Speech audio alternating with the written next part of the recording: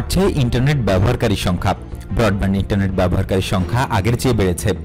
মোবাইলে ইন্টারনেট ব্যবহারকারীর সংখ্যাও বাড়তে শুরু করেছে, আর এর মাধ্যমে গ্রাহক হারানোর ধারা থেকে বেরিয়ে এলো মোবাইল ইন্টারনেট। টেলিযোগাযোগ নিয়ন্ত্রক সংস্থা বিটিআরসি প্রকাশিত জুন মাসের এক প্রতিবেদন থেকে এইসব তথ্য জানা গেছে।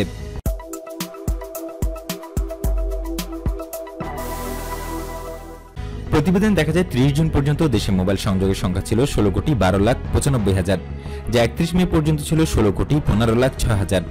সেই হিসেবে এক মাসে গ্রাহক সংখ্যা কমেছে 2,11,000।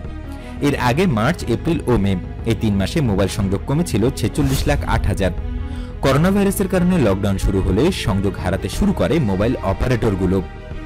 এদিকে গত এক মাসে ইন্টারনেট ব্যবহারকারীর সংখ্যা বেড়েছে দুই মাধ্যমেই। বর্তমানে দেশে ইন্টারনেট ব্যবহারকারীর সংখ্যা 10,34,76,000। এর মধ্যে মোবাইল ইন্টারনেট ব্যবহারকারীর সংখ্যা 9,49,05,000। গত মে মাসে যা ছিল 9,42,36,000। সে হিসেবে মোবাইল ইন্টারনেট ব্যবহারকারী বেড়েছে 6,69,000। এর মাধ্যমে গ্রাহক বৃদ্ধির ধারায় ফিরল মোবাইল ইন্টারনেট। মোবাইল অপারেটরগুলো ইন্টারনেট গ্রাহকের সংখ্যা হিসেব করে দেখা গেছে গত 3 মাসে মোবাইল অপারেটরগুলো 2,08,000 গ্রাহক হারিয়েছে। আবার গত এক মাসে 3 গুণের বেশি গ্রাহক ফিরে পেয়েছে মোবাইল অপারেটরগুলো।